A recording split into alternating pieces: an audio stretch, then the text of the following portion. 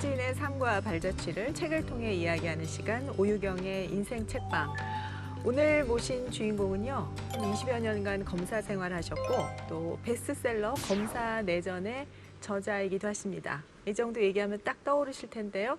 미래통합당의 21대 초선 의원으로 들어오신 김웅 의원 모셨습니다. 어서 오십시오. 안녕하세요. 네, 반갑습니다. 반갑습니다. 김웅입니다. 예.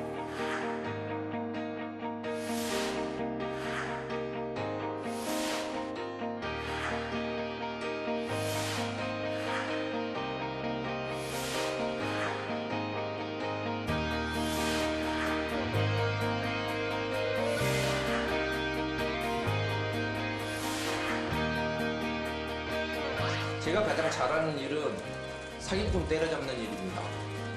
저 미래도 부끄럽지 않을 거라고 확신을 하고 이 길을 한번 나서보기로 했습니다.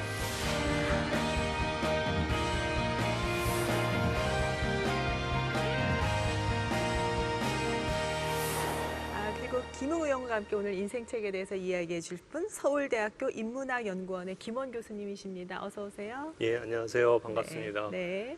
허희 평론가도 오늘 오셨습니다. 어서 오십시오. 네, 안녕하세요. 오늘 이상하게 이름이 다 외자시네요. 웅, 희, 헌.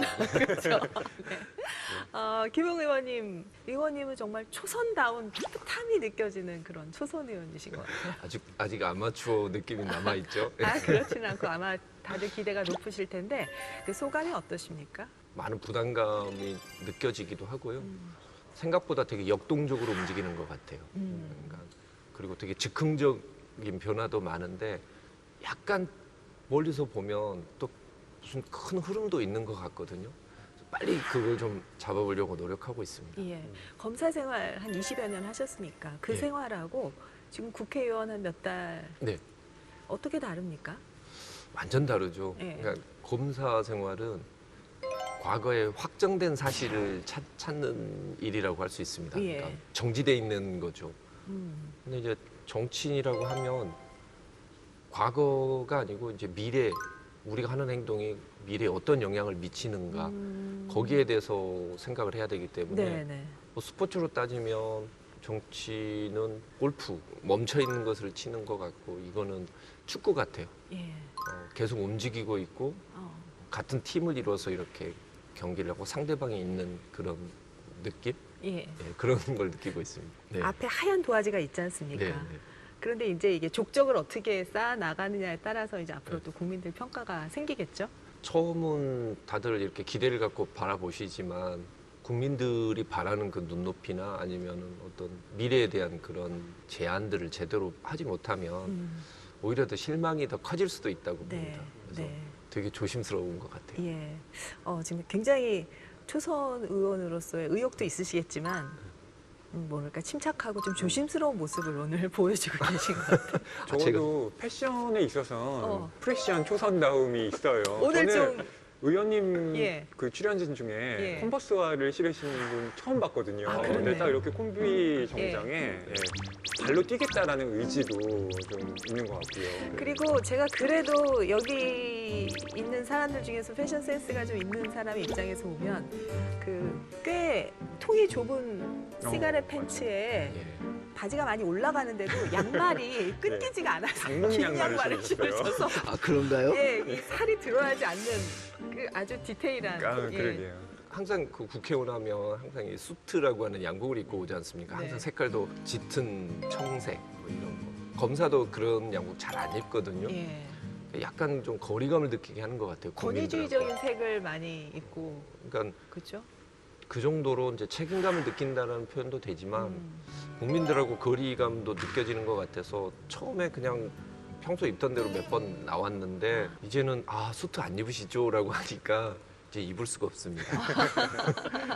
신발은 원래 옛날부터 구두를 안 신었어요. 전 회사에서도 괜찮으셨습니까? 네. 오, 그렇군요. 검찰이 보기와 달리 그런 부분 되게 자유롭습니다. 복장 규제가 없군요. 네. 네, 없죠. 예. 이제 본격적으로 책 얘기를 좀 네. 들어가 보겠습니다. 네.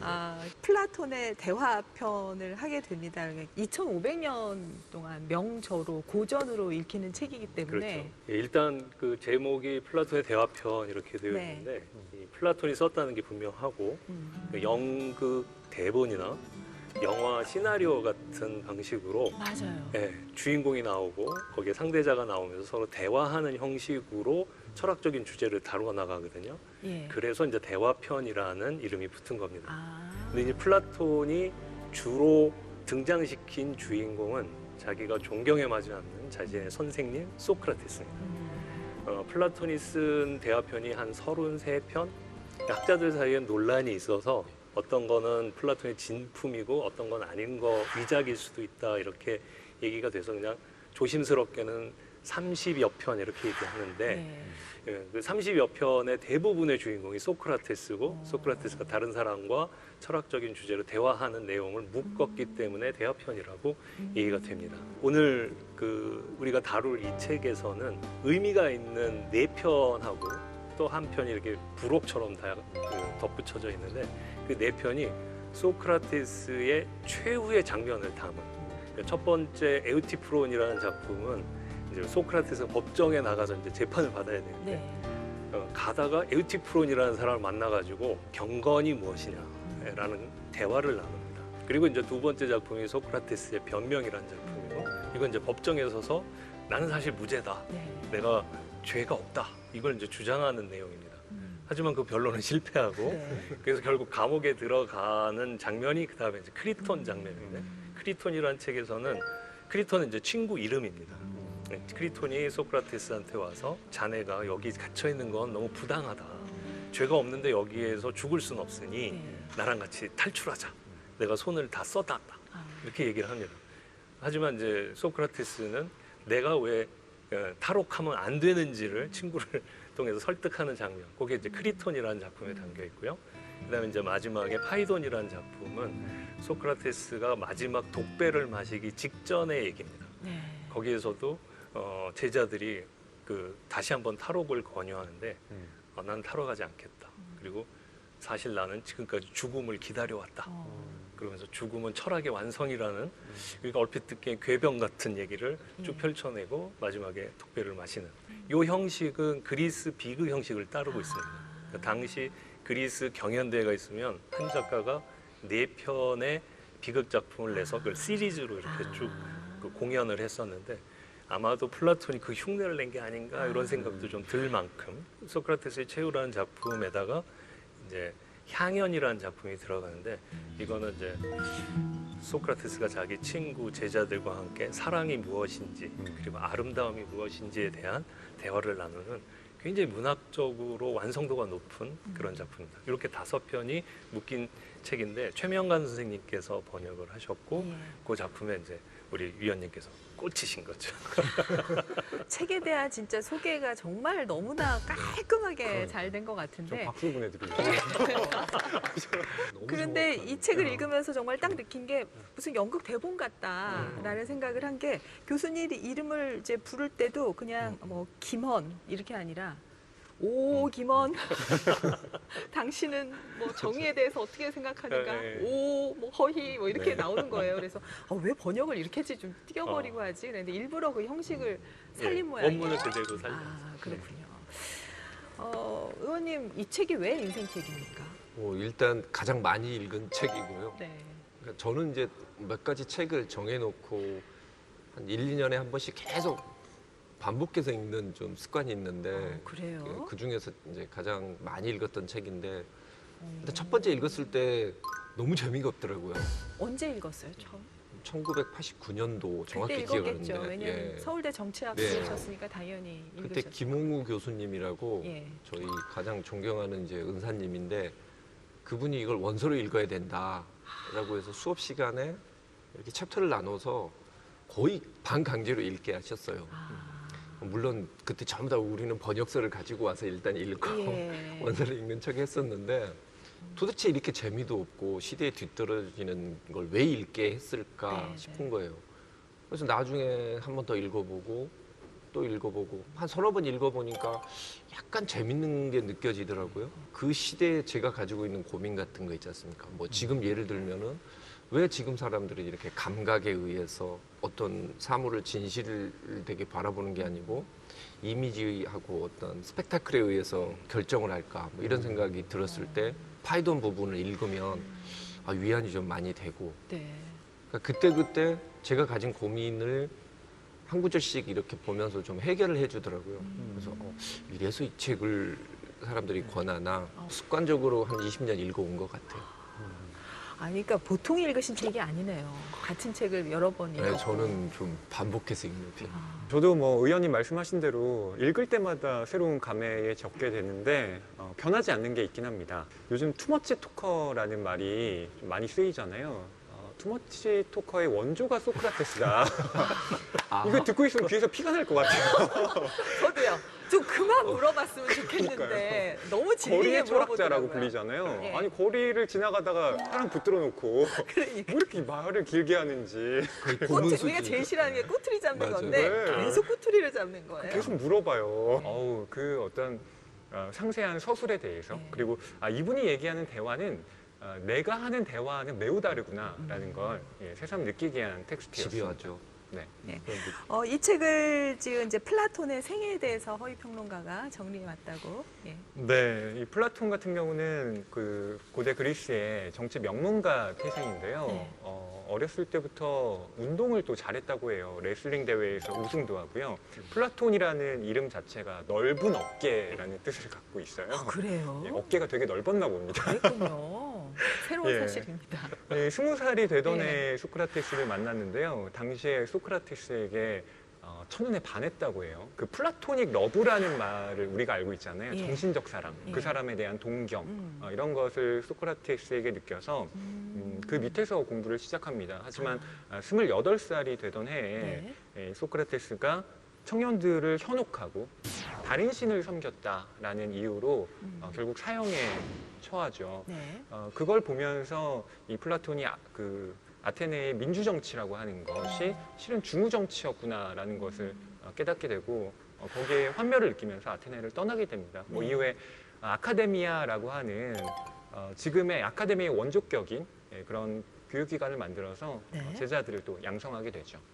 그 영국의 화이트헤드라는 철학자가 모든 서양 철학은 플라톤의 결국은 각주다라는 말을 했다면서요. 예, 그렇습니다. 그 정도로 플라톤이 영향력 있는 철학자인 거죠.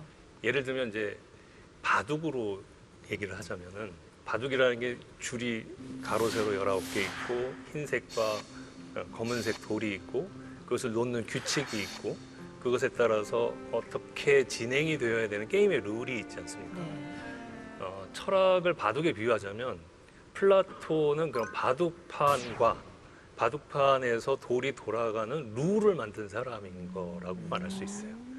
그리고서 이거 어떻게 갖고 노는 겁니까? 그러면 이렇게 하는 것이다 그러고 몇 판의 명곡을 보여준 거죠. 그 사람들이 이런 거구나.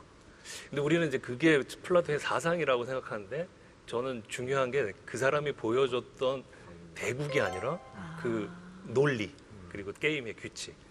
그래서 그 이후의 철학자들은 사실은 플라톤이 만들어 놓은 게임의 룰 위에서 새로운 바둑을 둔 거라고 볼 수 있습니다. 이제 이해가 됩니다. 네, 그러면 이제 거기에다가 무슨 장기화를 올려놓는다든가 예. 또는 규칙이 아니라 알까기를 한다든가 그러면 이건 바둑이 아닌 거가 되는 거죠.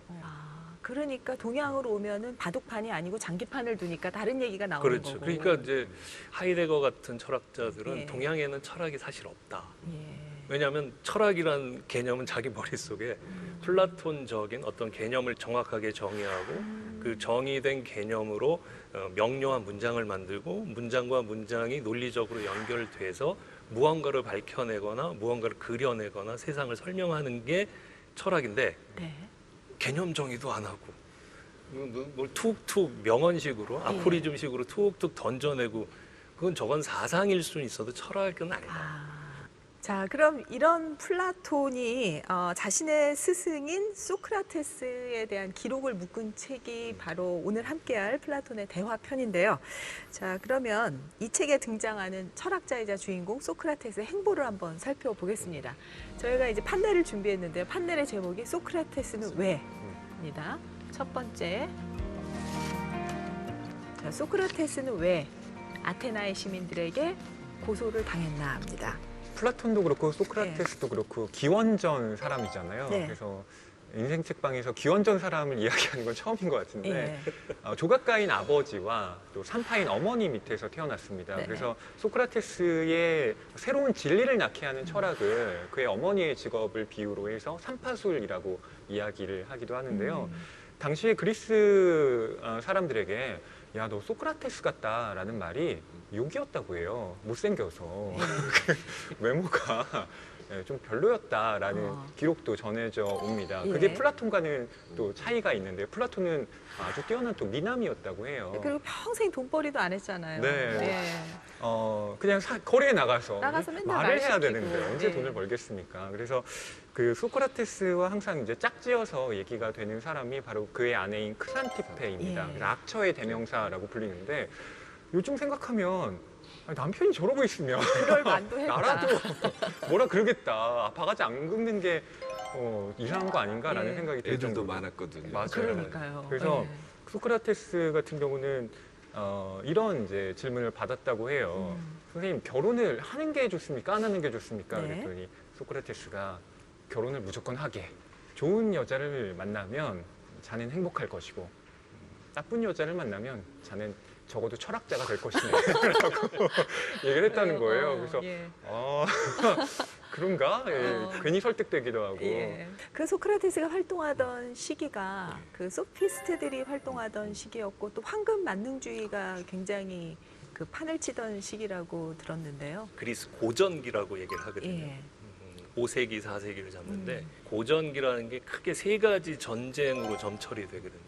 첫 번째는 490년에 동쪽에 있는 거대 제국인 페르시아가 쳐들어옵니다. 예. 아테네 시민들이 군을 형성해서 아주 어렵사리 기적적으로 막아내는데 그게 마라톤 전투입니다. 네. 질 줄 알았는데 승리를 거두고선 거기 이제 자부심이 생긴 거죠. 그러면서 거기에 참여했던 시민들 한 사람 한 사람이 자기 목소리를 높이면서 민주주의가 형성될 수 있는 탄탄한 배경을 만들어 놨다고 할 수 있죠. 근데 이제 우연히 기원전 483년에 아테네 그 근교에 있는 라우리움이라는 데서 엄청난 은광이 발견이 된 거예요. 그러니까 사람들이 야, 이거 나눠가지고 우리 가난에서 벗어날 수 있으니까 다 나눠줘라 막 이렇게 요구를 했거든요. 예.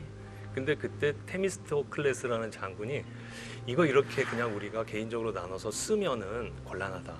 우리가 페르시아의 침략을 받았는데 이 페르시아가 또 쳐들어올 수 있다. 네. 그러니까 거기에 대비를 해야 한다. 그래서 그 운광을 전부 모아가지고 200척이 넘는 3단 노선을 구축합니다. 그래서 아테네 해군력을 크게 만들거든요. 아닌 게 아니라 그로부터 3년 후에 정말 페르시아가 쳐들어오죠. 크세르크세스가 이끄는데 우리가 잘 아는 영화 301, 2편이 이제 그걸 배경으로 한 겁니다. 그 전쟁에 대비한 것을 가지고 잘했다라고 칭찬을 했죠. 근데 이제 아까 말씀드린 이제 황금 만능주의랑 연결을 시키자면은 사실 그 이전에는 그 아테네 시민들이 참 어렵고 힘들고 경제적으로 빈곤하게 살았다고 할 수 있는데 이 전쟁을 통해서 전리품을 획득하고 그리고 거기에 대한 보상을 받으면서 그 아테네 시민의 전체적인 부의 수준이 다 높아졌습니다. 그런데 여기서 멈추지 않고 탐욕을 부린 거예요. 그것 때문에 페르시아 전쟁은 끝났지만 그 이후에도 계속 국지전을 계속 연 거예요. 그건 왜 그랬냐라고 물어보면 그 당시에 민주주의라는 게 시민들이 의견을 합하면 되잖아요. 근데 시민들이 어떤 욕망이 있었냐면 더 부자가 되고 싶은 거예요. 근데 더 부자가 될 수 있는 방법은 전쟁을 하는 거예요. 그러니까 계속 전쟁이 일어나고 다른 도시들을 침략해야 되고 또 델로스 동맹에서 이탈하려고 하는 도시들에 대해서는 아주 폭력적으로 대응, 정치 제도 자체를 아테네 제국주의라고까지 나중에 역사학자들이 부를 정도예요. 그러니까 그런 탐욕이 높은 상황에서 이제 소피스트들이 나온 거죠. 저 대중들의 마음을 잘 읽어주고 대변하면 그들의 편이 될 수 있고 그들로부터 또 많은 돈을 받을 수가 있다는 생각. 그런 것 때문에 그 황금 만능주의와 소피스트 뭐 이런 것들이 결합되면서 그 아테네가 굉장히 혼란스러운 상황이 됐었죠. 네. 저는 소피스트들 얘기를 들으면서 요즘 같은 그 유튜브 시대, 예. 그 인터넷 시대 많이 활동했을 수 있는 사람들이겠다 이런 생각을 했는데 화려한 수사학과 변론학의 그 궤변 예. 이런 걸로 대변되는데 소피스트들은 기본적으로 상대주의에 가까운 건데 그래서 뭐 예를 들면은 프로타고라스가 인간은 만물의 척도라고 이야기를 하지 않습니까? 그럼 척도가 없다는 거나 마찬가지인 거죠. 근데 소크라테스 같은 경우에는 절대적인 그런 정의, 즉 데피니션을 찾으려고 노력을 하고 알고 있는 것과 그렇지 않는 것들에 대해서 자꾸 이야기를 시작을 하는 거죠. 예. 결국은 세계관이 달라져 버린 것 같아요. 그러면서 소피스트들은 사실 민주주의의 교육이라고 하면서 변론수를 가리키는데 결국은 그걸 가지고 상대방을 공학적으로 그렇게 괴롭히는 방법 뭐 이런 것들에 치중을 하고 있고 예. 소크라테스는 그런 모습을 되게 비판을 하면서 정도에 어긋난 것이다라고 하니까 결국 이들의 그러니까 생계를 위협을 할 만한 그런 상황이 된 거죠. 그러니까 그런 상대주의에 대한 비판이 시작이 됐었고 뭐 그런 과정에서 딱 사실 이제 소크라테스 제자들이 참주정 시절 때 그때도 되게 중요한 역할을 하고 그런 것들이 겹치면서 이제 어떻게 보면은 이제 밉상이 되는 거죠. 소크라테스. 교수님이 결강하셨을 때 지금 조교 강의를 이렇게 훌륭하게 들은 느낌이랄까. 아, 그렇군요. 아니 교수님은 이제 수준 높은 강의시고 저는 유튜브 수준이라고 할 수 있죠. 굉장히 정확하게 잘 말씀해 주시죠. 그 당시에 예. 그 소크라테스가 약간 정치적인 그 희생양이라고 얘기한 사람들도 있더라고요. 말하자면 스파르타가 그 독재 정치를 했었고 그 이후에 지금 민주 체제가 다시 구축이 됐는데 뭔가 그 사람들한테 미움을 받아서 이렇게 죽게 됐다. 글쎄 그 소크라테스가 스파르타를 굉장히 동경하고 좋게 평가했던 건 사실이고요. 그래요. 아까 그 역사적 배경을 쭉 말씀드릴 때 세 개의 그 전쟁이 있었다는데 첫 번째는 외부 침략에 대응했던 그 페르시아 전쟁이었죠. 그 두 번째가 바로 지금 말씀하신 펠로폰네소스 전쟁인데 외부의 적이 물러나고 나니까 내부에서 누가 주도권을 잡느냐를 가지고 내부 분란이 일어난 거예요. 그 내부 분란의 주동자가 이제 아테네와 스파르타였던 거죠. 근데 이제 아테네 시민인 소크라테스, 플라톤이 그 스파르타가 좋은 체제라고 얘기를 하니까 소크라테스는 위정자들에게뿐만이 아니라 시민들에게 일단 불만을 갖게 되죠. 네. 그러니까 소크라테스도 그렇고 플라톤도 그렇고 이들이 좋게 생각한 정치 체제는 사실 엘리트 중심의 귀족 정치 체제거든요. 그러니까 권력의 기반이 시민들이나 일반 대중들에게 있다고 치더라도 네. 실질적으로 정책을 결정하고 법을 위반하고 이걸 집행해 나가는 사람은 사회에서 가장 뛰어난 사람이 되어야 한다. 그래서 우리나라 말로는 최선자 정치라고도 해요. 네. 가장 뛰어난 자가 해야 되는. 근데 아테네 민주주의는 직접 민주주의여서 아까 소피스트 얘기를 잘 설명해 주셨는데 그것도 법정에서 만약 법정 분란이 생기면은 우리는 검사가 있고 변호사가 있는데 그때는 자기가 직접 변호사 역할을 하든가 자기가 검사를 해야 되는 거예요. 그러니까 이게 말을 잘 못하면 법정에서 큰 불이익을 당하는 네. 거죠. 네. 그러니까 이제 수사학이 중요하게 되고 소피스트가 중요하게 되고 절대적 진리보다는 내 의견을 사람들이 믿게 만드는 게 중요했던 거예요. 예. 그러니까 그런 속에서 대중들이 익숙해 있고 거기서 이득을 취하고 그러고 있는데 이런 민주주의는 혼란스러움을 가중시키기 때문에 이런 정치는 안 된다. 이건 바보들의 정치다. 그때 당시는 또 일종의 관직 같은 것도 투표로 하지 않고 추첨으로 했거든요. 예. 그래서 어느 날 뽑으니까 내가 동장이 된 거예요.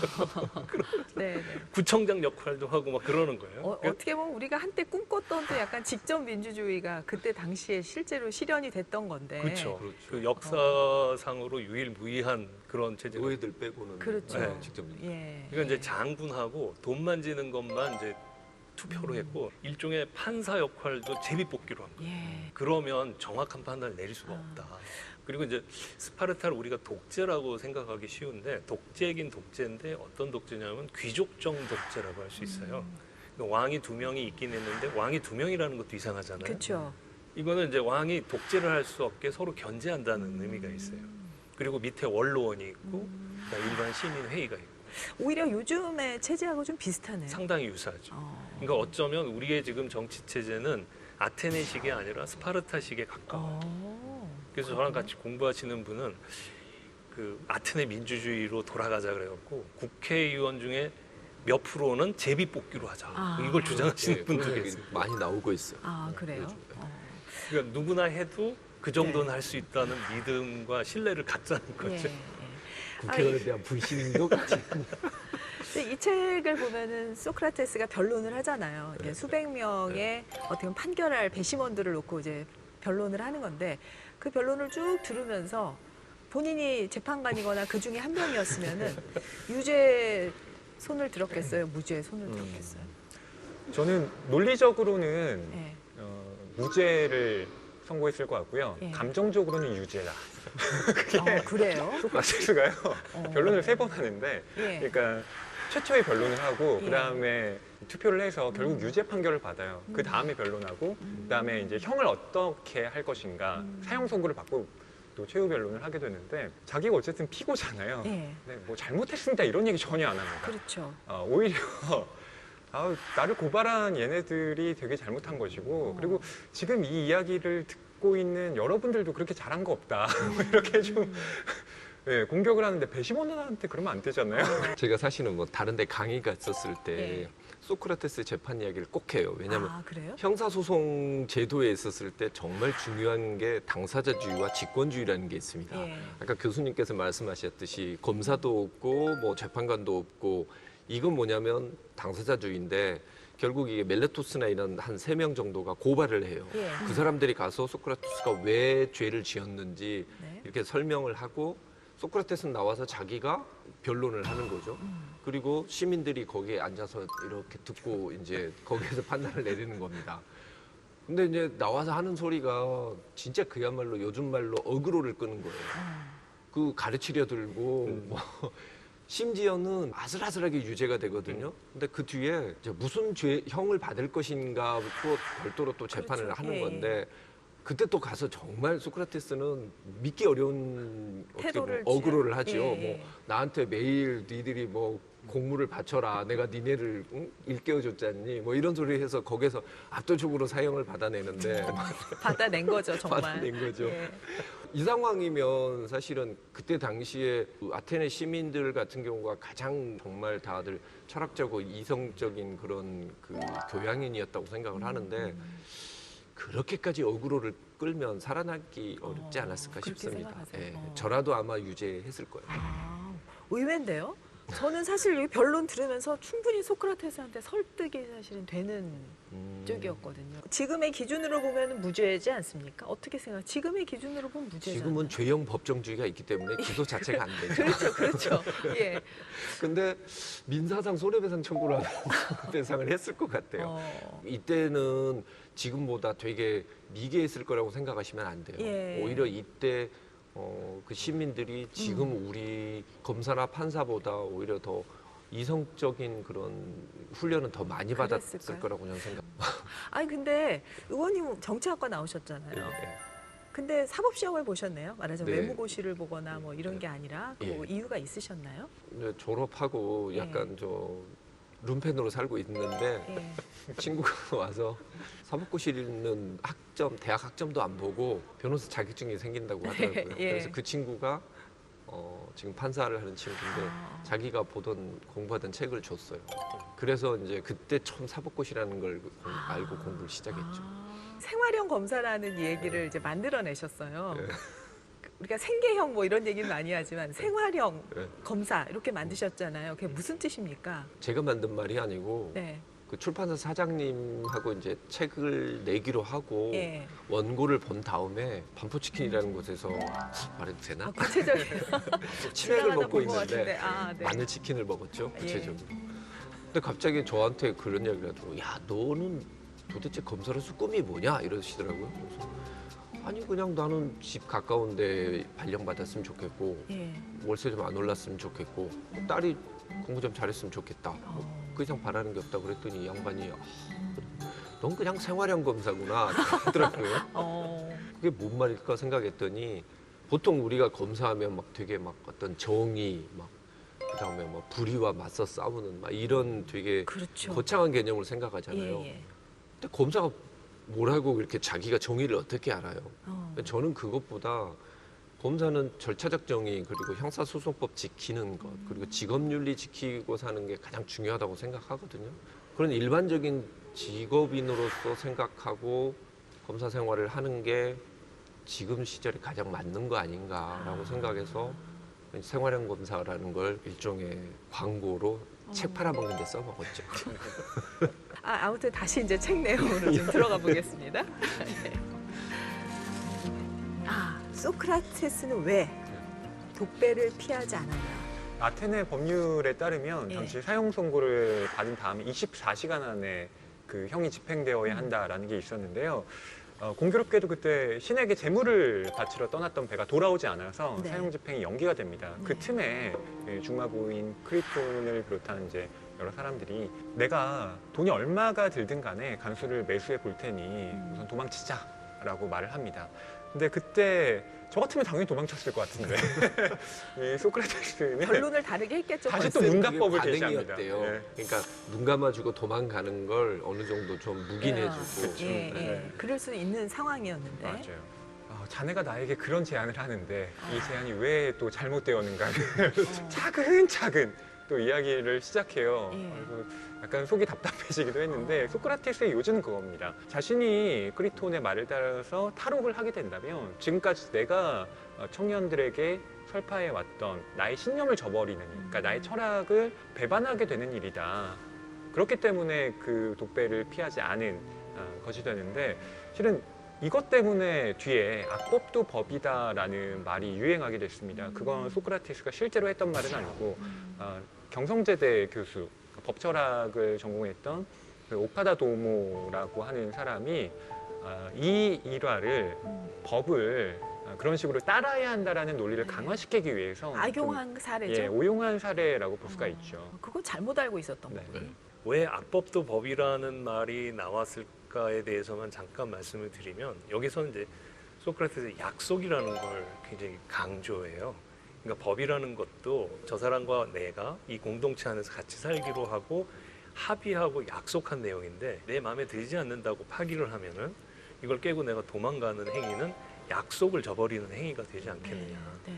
그 약속을 저버린다는 것이 이제 평소에 약속을 잘 지키고 너와 나의 그 신의를 지킨다는 것도 이제 소크라테스가 계속적으로 주장했던 자기 신념인데 이게 사회적인 차원에서의 이 약속을 깨는 것 이건 내가 내 마음에 들지 않는다고 해서 그럴 수는 없다. 그래서 이제 뒷부분에는 우리가 법이라고 한번 생각해보고 한번 대화해보자. 그래갖고 뒤에는 법이 이렇게 대화하는 것처럼 나오잖아요. 네, 네. 그러니까 야, 법 입장에서 좀 생각해봐라. 어? 우리가 마음에 들 때는 지킨다 그러고 다른 사람을 죄에 씌우려고 그럴 때는 쓰다가 내가 당하니까 이제 뭐 거부하면 되겠냐. 이제 이런 점에서 자기 신념을 쭉 지키려고 했던 점도 있지만 악법도 법이다라고 오용되거나 악용될 소지가 있었던 거는 분명히 있죠. 그때 소크라테스가 도망갔으면 어떻게 되는 거예요? 소크라테스가 제자가 플라톤이잖아요. 예. 그리고 플라톤 제자가 아리스토텔레스예요. 예. 근데 이 아리스토텔레스도 소크라테스랑 똑같은 식으로 사형에 처해지게 됐어요. 그래요? 아리스토텔레스 어떻게 했을 것 같아요? 도망갔을까요? 예, 도망갔습니다. 그러면서 뭐라 그러냐면 아테네로 하여금 위대한 철학자를 2번 죽이게 할 수는 없다. 그러면서 그러니까 부당한 법에 굴복하는 것은 그 철학자로서 또 그 취해야 할 태도가 아니라는 식으로 얘기를 하고서 아리스토텔레스는 그 소아시아 쪽으로 넘어가죠. 그러니까 그런 점에서 보면은 둘이 다 같은 항맥에 있는 사람인데 악통에 있는 사람인데 서로 다른 아주 극단적으로 다른 태도를 취하는 그 모습이 상당히 흥미롭죠. 지금 같은 화두를 던질게요. 그 원칙 정의에 대해서 아마 고민을 여러 번 하셨을 것 같아요. 이 책을 읽고 또 직업도 검사를 하셨기 때문에. 검사 후배들한테는 정의라는 말에 현혹되지 말라는 말을 꽤 많이 하거든요. 왜냐하면 내가 정의라고 생각하면 되게 위험하다고 생각하거든요. 그래서 소크라테스 정도 되면 뭐가 정의인지는 대강 알고 자기가 모르는 게 뭔지를 아는 사람이지만 우리 같은 사람, 특히 권한을 가지고 있는 사람은 저는 자기가 생각하는 정의를 따르는 것보다는 원칙을 지키는 게 조금 더 안전하다고 생각합니다. 법률가로서는 원칙에 따르는 것이 더 예. 결과적으로 정의로울 그렇죠. 수 있다. 그러니까 사람은 다 부족하고 소크라테스도 이야기했듯이 죽기 전까지는 육체 그리고 자기 감각에 의해서 당연히 영향을 많이 지배를 받는 것이고 그렇죠. 그게 감옥 안에서 바라보는 것이다라고 표현을 하고 그래서 철학의 완성은 죽음이고 그거는 자기가 가지고 있는 그 감각을 벗어났지만 이제 진실을 제대로 갈 수 있다라고 하지 않습니까? 소크라테스 같은 분도 자기가 그 선입견이나 감각이나 이런 데 좌우가 된다고 이야기를 하는데 하물며 우리 같은 사람들은 얼마나 거기에 좌우가 되겠어요. 예. 저는 이제 형사소송법이라는 걸 되게 높게 평가를 하는 게 뭐냐면 2000년 동안 결국은 사람은 아는 게 없고 사람은 되게 감각적인 것이고 특히 대중이 됐을 때 정의의 이름으로 다른 사람을 해치는 걸 너무 좋아하는 존재다. 그렇기 때문에 모든 그런 족쇄를 다 만들어 놓은 거라고 생각하거든요. 그래서 저는 그게 우리 시대의 빅데이터라고 생각을 해요. 의원님이 의원 될 줄을 몰랐을 때 그렇지요. 검사복을 벗을 때 굉장히 요란하지 않았습니까? 요란했지요. 그때 얘기 좀 네. 해주세요. 그게 이제 쉽게 말해서 뭐 자승자박이죠. 왜냐하면 제가 그때 당시에 이제 수사권 조정안 대응을 하는 대검에서 미래교육 형사정책단장이라는 걸 했거든요. 예. 제가 봤을 때는 이 법안은 되게 서민들한테 되게 안 좋다라고 생각을 하면서 늘 후배들 앞에 직을 걸겠다라고 이야기를 한 겁니다. 통과가 됐으니 소크라테스하고 비슷한 같은 상황이 된 거예요. 됐네요.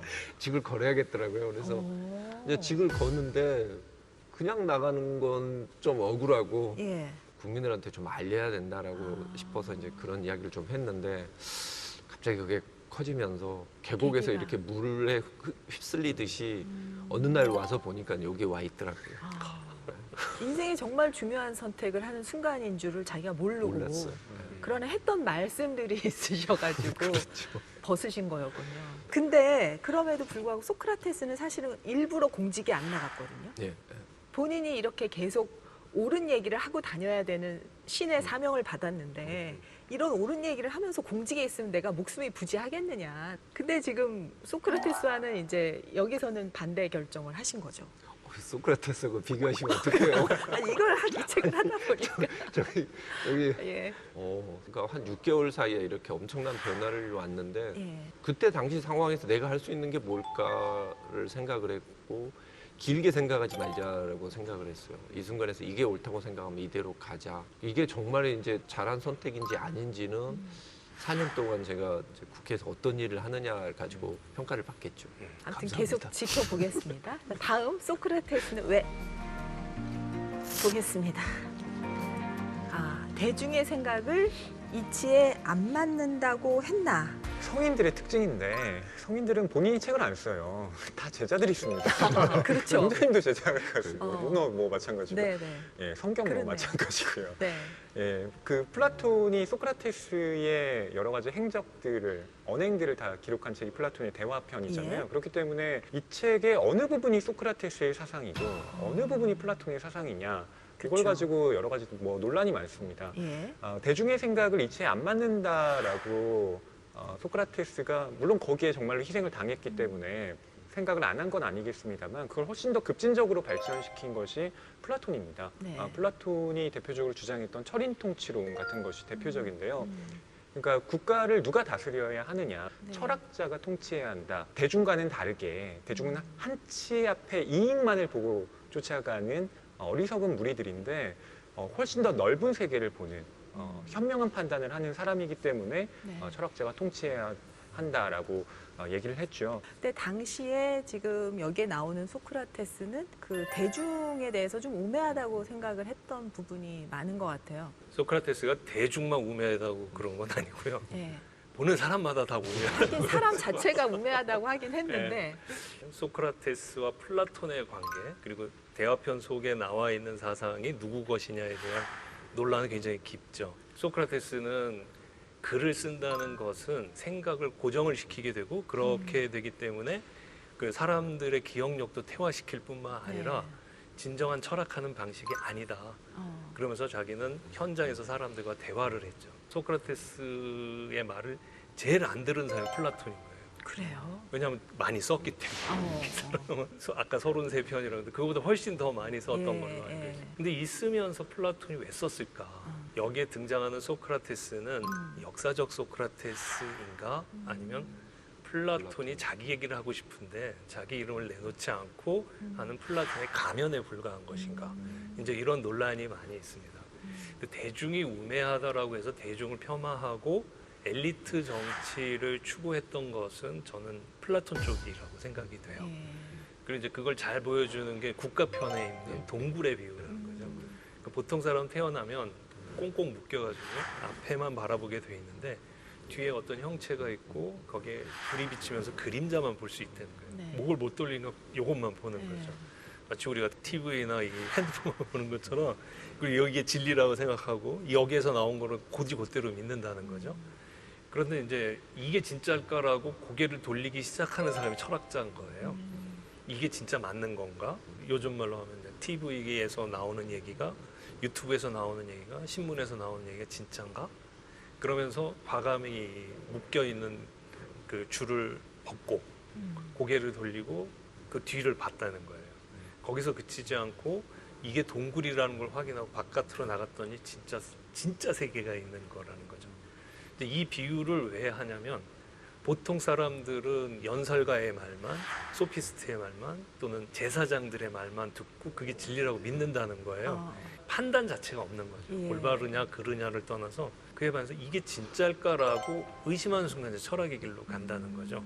그래서 진짜를 본 사람이 이 사람들에게 그게 가짜고 진짜는 저기 있다라고 얘기를 해줘야 되고 그 사람이 끌고 가야 된다는 생각으로 발전하게 되는데 그게 이제 그래서 철인 정치라는 말로 나오는 거죠. 네. 그러니까 그 사람 대신 이기적인 욕망을 버리고 공동체 전체 이익을 추구하는 쪽으로 가야 된다는 거죠. 그 소크라테스가 죽은 게 399년인데 전쟁이 404년에 끝났잖아요. 431년부터 404년까지 27년 동안 전쟁에서 아테네가 패했는데 아테네가 패했던 원인도 이제 민주정의이지 않겠느냐라고 플라톤은 생각을 한 그 거예요. 당시에 경험치로. 그러니까 전쟁에서도 지고 우리 선생님도 죽이고 이거 안 된다.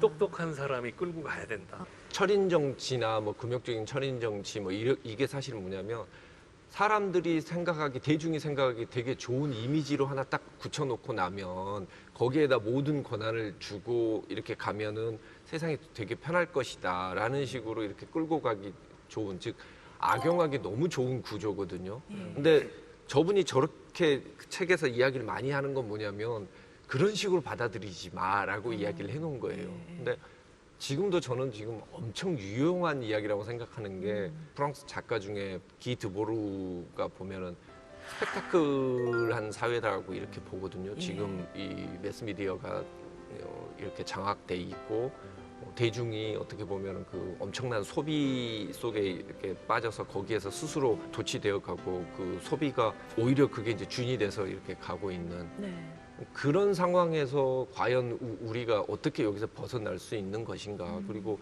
지금도 막 항상 나오는 레토릭이 뭐 대중은 무조건 옳습니다. 국민 여러분은 늘 옳습니다.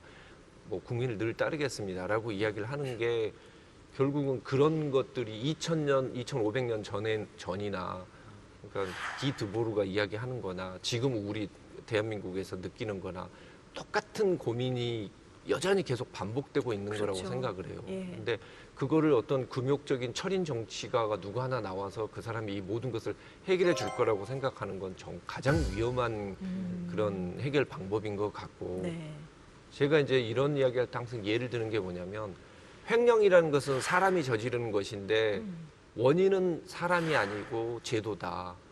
그러니까 부실한 회계 체계와 돈을 뺏어 쓸 수 있는 그런 구조가 있으면 언제든지 누가 가서든지 횡령을 일어날 수 있는 것이고 그때 마침 그 사람이 그 돈을 빼간 것에 불과하다라고 생각을 하거든요.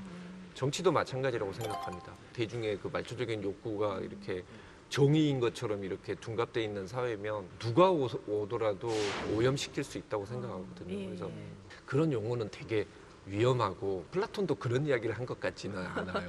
우리 의원님께서 이 책을 많이 읽으신 만큼 네. 본인은 이 책의 어떤 부분에 가장 인사이트가 있으셨는지 좀 듣고 싶은데요. 크리톤에 나오는 부분인데 네. 크리톤이 너 대중한테 좋지 않은 평판을 받는 게 가장 위험하다. 근데 너 왜 그러니? 라고 이야기를 하니까 소크라테스가 이렇게 이야기를 합니다. 정사, 미, 추, 선, 악. 그러니까 옳고 그름, 아름다움과 추함, 그리고 선한 것과 악한 것을 생각하는데 대중의 의견을 따르고 두려워해야 하느냐. 그렇지 않으면 다른 모든 사람을 합친 것보다 더 존경하고 두려워해야 할 전문가가 있다면 그 사람을 두려워하고 그 앞에서 부끄러워해야 하지 않을까라고 말을 하거든요. 네. 5년 전에 읽었을 때 되게 막 소름이 착 돋으면서 아 이게 나한테 해주는 말이구나. 아, 2500년 전에 이 양반이 나한테 해주는 말이구나라는 생각을 들었어요. 그래서 예. 정말 용기를 줬던 것 같아요. 사람이 다 싫다고 하더라도 옳다고 생각하면 그 길로 가는 게 맞구나라는 네. 위안을 알겠습니다. 받았습니다. 예, 예. 여기에 실려 있는 마지막이 향연이라는 네. 그 부분인데 이 향연이 심포지움의 번역어이지만 그냥 한마디로 얘기하면 술자리예요. 네. 예, 근데 술자리에서 나올 법한 얘기가 뭐겠습니까? 제일- 사랑 제일 얘기잖아요. 에로스. 그래서 저도 이 부분 되게 네. 재밌게 봤는데 네. 사랑에 관한 각종 이야기들이 막 나옵니다. 희극 작가인 아리스토파네스는 원래 인간은 자웅동체였다. 네. 근데 제우스가 이거 달랐다. 쪼개가지고 우리 등이 이렇게 평평한 것이고 예. 뭐 이런 얘기를 막 하는데 예. 소크라테스가 그런 의견들을 이제 하나하나 또 반박하기 시작합니다. 어. 나중에는 이제 무당인 이제 디오티마의 견해를 빌려서 실은 본인의 견해 같지만 사랑이라는 것이 그렇게 두 사람만 행복해지기 위한 게 아니라 더 높은 단계로 나아가기 위한 하나의 과정이다라는 식으로 막 사랑을 얘기하는데 제가 생각하는 사랑과 매우 달라서 큰 깨우침을 줬고요. 어떤 생각을 하셨어요? 전 그냥 둘만 행복하면 된 거 아닌가. 데이트가 뭐 맛있는 거 먹고 뭐 이런 네. 거라고 생각했는데 이 향연 보면서 상당히 많은 그러니까 사랑 자체가 새로운 진리를 낳을 수 있다라고 하는 좀 감화를 받은 챕터이기도 했습니다. 네. 교수님께서는 오늘 이 책에 이제 끝으로 한 말씀 하신다면 어떤 얘기를 주고 싶으세요? 제가 계속 탐구하고 가르치는 내용에 대해서 그걸 실제로 현실 정치에 반영하실 수 있는 우리 의원님을 이렇게 만나서 얘기했다는 게 상당히 기분이 좋습니다. 예. 아, 내가 공부하는 것이 이렇게 붕 뜬 게 아니다. 이게 우리의 삶의 구석구석에 유용하게 사용될 수도 있고 이렇게 뜻깊은 일을 하시는 분에게 큰 힘을 줄 수도 있구나 이런 네. 생각이 일단 제일 많이 들었고요. 책 자체로 말하자면은 아까 이제 여기서 사랑이라고 말한 게 에로스거든요. 에로스 그럼 우리가 제일 재밌는 주제 중에 하나잖아요. 저희 전공자끼리 모여서 한참 뭐 학회도 하고 그러면서 도대체 이 재미있는 에로스를 이렇게 재미없게 얘기해야 이렇게 얘기를 하는데 아까 말씀하신 대로 이 재미없어 보이는 것, 일견 재미없어 보이는 것을 곱씹고 곱씹다 보면은 거기서 이제 새로운 게 발견되면서 훨씬 큰 재미를 느낄 수 있는 것 같아요. 그래서 저도 학생들한테 두 가지 얘기를 하는데 어쩜 우리 인생이 외로운 것은 우리가 평생을 두고 옆에 두고 읽을 책이 없기 때문에 외로울 수도 있다. 그러니 그런 책을 하나씩 꼭 가져라 하는 얘기랑 또 하나는 이제 자신의 삶을 어떤 책에 대한 독서의 역사로 쓸 수 있으면 너의 삶은 더 풍부해질 것이다. 그 지금 처음 대학 시절에 만나셨던 그 책을 두고두고 읽으면 그때 20대 때 읽으셨을 때랑 30대 때, 40대 때 읽을 때 느낌이 다르거든요. 나의 삶은 사실 이 플라톤 대화편으로 설명할 수 있는데 20대 때가 읽었을 때 그러면서 나중에 70대 읽어보니 뭐 이런 네, 그렇죠. 그런 점에서 제가 오늘 많이 통했던 것 같아서 실제로 또 내가 정치인이 돼서 읽어보니 이게 나오실 거 아니에요? 그렇죠. 이제는 그게 네. 나오겠죠. 의원님 이 책에서 꼭 전하고 싶은 메시지가 혹시 있으신가요? 소크라테스가 사람들을 정말 기분 나쁘게 하는 게 네가 안다고 이야기하는 거 내가 세 마디만 물어보면 모르잖아 하거든요. 그렇죠. 결국 그게 되게 중요한 것 같아요. 그러니까 어떤 지식을 쌓고 알려면 내가 아는 게 그게 잘못된 거라는 거죠. 그러니까 방 안에 뭔가 좋은 책을 쌓으려면 잘못된 그런 쓰레기를 먼저 버리는 게 중요하다고 생각을 해요. 그러니까 소크라테스가 던졌던 질문을 스스로 자기한테 해서 내가 정말 이게 맞나? 내 그냥 감정이고 주관적인 그런 선입견 아닌가? 내가 정말 아는 것은 내가 모른다라는 것이다. 라는 게 중요한 것 같아요. 지금 시기에.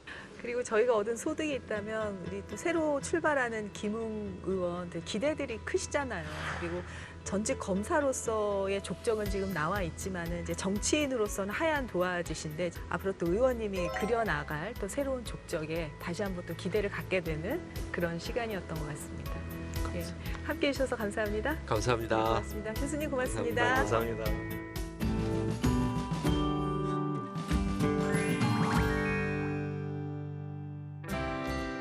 안녕하세요. 맹수지입니다.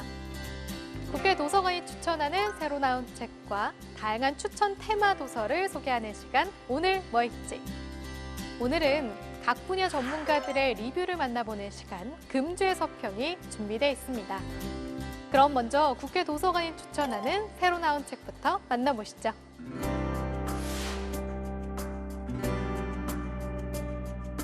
탄생 10여 년 만에 우리 삶을 완전히 지배하게 된 스마트폰. 스마트폰은 우리의 몸과 뇌에 어떤 영향을 끼치고 있을까요? 책 인스타 브레인에서는 스마트폰 사용 시간이 길어질수록 우울증과 불면증, 집중력과 기억력 저하가 필연이라고 이야기합니다. 우리가 스마트폰에 중독되는 이유는 새로운 정보를 입수했을 때 분비되는 도파민 호르몬 때문이다. SNS에서 만난 인간관계가 발전하지 못하는 이유는 뇌의 거울 신경세포를 자극하지 못하기 때문이다 등 현대인이라면 한 번쯤 겪어봤을 법한 일상의 고민들을 뇌과학 이론을 접목해 분석한 것이 흥미롭습니다. 자식들을 사랑하는 마음에 책을 쓰기 시작했다는 다산 정약용. 유배 생활 중 아들들에게 배움의 기회를 주고자 쓴 편지가 한 권의 책에 담겼습니다. 공부를 하는 법, 사람을 사귀는 법, 삶을 살아내는 법, 돈을 벌고 쓰는 법 등 총 4개의 주제로 이루어져 있는데요. 재화를 비밀스럽게 저장해두는 방법 중 가장 좋은 것은 남에게 베푸는 것이다. 서울에 살면서 문화적 소양을 높게 유지해야 한다 등 정약용이 전하는 인생 강의뿐 아니라 자식들 앞에서 드러나는 아버지 정약용의 솔직한 감정과 인간적인 면모까지 만나볼 수 있는 책입니다. 세상에서 가장 가까운 관계, 가족. 하지만 가깝다는 이유로 서로에게 더 큰 상처를 주기도 하고 응어리를 제때 풀지 못하고 지나간 후에 내내 힘들어하는 이들도 많은데요.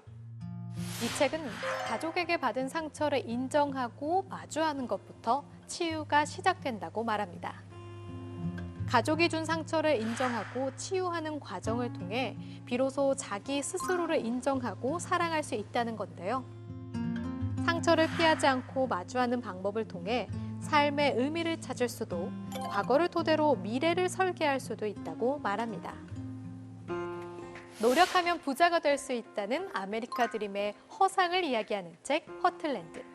이 책에서는 5대에 걸친 한 백인 가족의 빈곤사를 끈질기게 파고들며 세계 최고의 부국이라는 미국에서 여전히 저소득, 저학력이 대물림되는 이유를 제시합니다. 미국, 시골, 백인, 빈곤, 여성이라는 키워드로 그들의 삶을 그 어떤 책보다 정확히 기록하고 있는데요. 읽다 보면 우리 사회에도 역시 존재하는 차별과 소외의 문제를 묘하게 마주하는 듯한 느낌마저 듭니다. 다음은 독서의 길잡이가 돼줄 전문가의 서평을 통해 다양한 책들을 만나볼 수 있는 시간입니다. 과연 이번에는 어떤 서평들이 준비되어 있을지 함께 알아볼까요? 금주의 서평 첫 번째 책은 보이는 경제학, 안 보이는 경제학인데요. 원제 이코노믹스 인 원 레슨을 의역하면 수업 한 번으로 끝내는 경제학이라는 의미입니다. 이 책은 1946년에 출간된 이후 10여 개의 언어로 번역됐고 100만 부 이상 팔렸는데요. 경제문외한도 짧은 시간 안에 경제학의 기본 원리를 배울 수 있는 책으로 평가받습니다. 기계화가 실직을 부른다, 근로시간을 단축하면 일자리가 늘어날까 등 세간의 이슈가 되는 경제 상황에 대한 내용을 24가지 주제로 정리했습니다. 서평자 중앙대 경제학부 김승욱 명예교수는 간접적이고 보이지 않는 미래까지 고려한 이 책을 읽다 보면 오늘날 한국이 직면한 상황까지 직접적으로 연관이 된 것을 느낄 수 있다고 말하는데요. 여러 경제정책의 이면에 감춰진 민낯을 조명하는 보이는 경제학, 안 보이는 경제학으로 현재의 상황을 진단하고 나아가 미래를 준비해보는 것은 어떨까요? 미래는 미지의 영역이다. 신만이 미래를 알 수 있다. 절대불변의 금원이지만 누구나 알고 싶어하는 미래 세상. 정말로 미래는 예측 불가한 세계일까요? 미래 10년을 대비하는 6가지의 과제를 다룬 책이 나왔습니다. 이 책은 단순히 미래를 예측하는 것이 아닌 미래에 마주하게 될 주요 이슈와 해결 방안을 제시하고 있는데요. 영국 미래학자인 팀 존스와 캐롤라인 듀잉이 앞으로 10년 동안 펼쳐질 사회 변화에 대한 전문가의 의견을 청취한 후 보고서 형태로 정리한 책입니다. 현재 상황과 앞으로 10년 동안 예상되는 변화, 해결 방향성, 위기와 기회 등에 대해 풍부한 수치와 데이터를 기본으로 미래 세상을 볼 수 있는 통찰력을 제공해 주는데요.